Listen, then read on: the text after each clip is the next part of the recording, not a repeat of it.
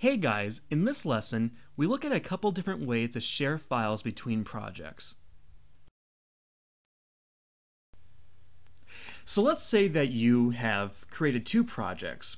In this case, I have one where I have a character animation, and then just a simple walking animation.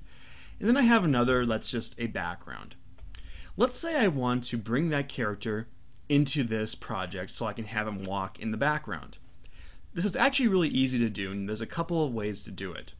First, if I just go down to the timeline and make a new layer, I can go back to that project file with the character and simply click on him and just go to Control C or Command C if you're on a Mac, and then come back here and then paste him into the library. So what this does then is we have him in the library, and then we can have him walk around and do whatever.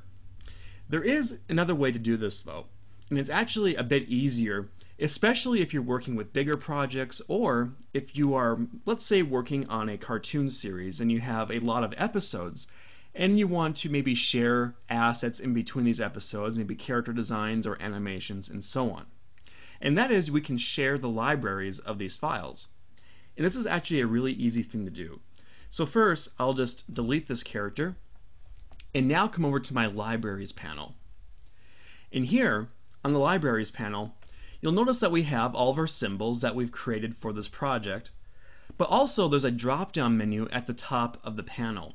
And if we click on this, we can now jump back and forth between the libraries of the projects that we currently have open.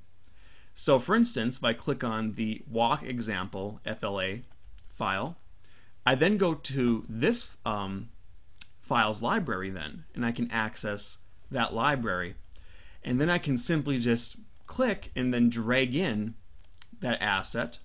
I'll just replace those items and bring it in, and I can then do what I just did before. I can move them around, I can manipulate them just as if I copied and pasted the asset like I did before.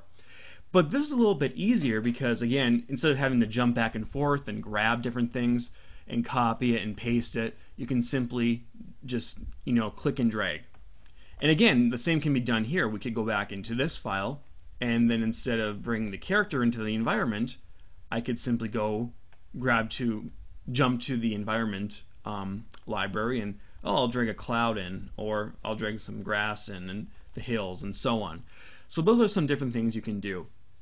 Now finally, another thing we can do kind of in the same line of this is we can actually import different projects' libraries simply by going to File, Import, and Open External Library. Here we can browse to any FLA file that we have on our computer. In this case, I'll just go through this file really quick and go Open.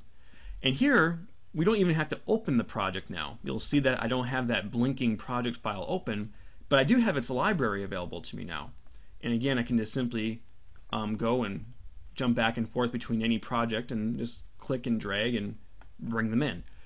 So it's really useful to do this, especially again if you're working on a series of projects. I mean, I use this all the time. Like if I'm doing multiple episodes of a cartoon series, I'm not going to redraw or reanimate certain things because what's the point? I mean, it's a series, they share the same design, so there's really no point to redesign everything every episode, or animate a walking animation once you have that in place. So again, make sure you use these library functions, especially if you're working on larger projects or a series of projects. So I hope you guys found this helpful, and I'll see you next time.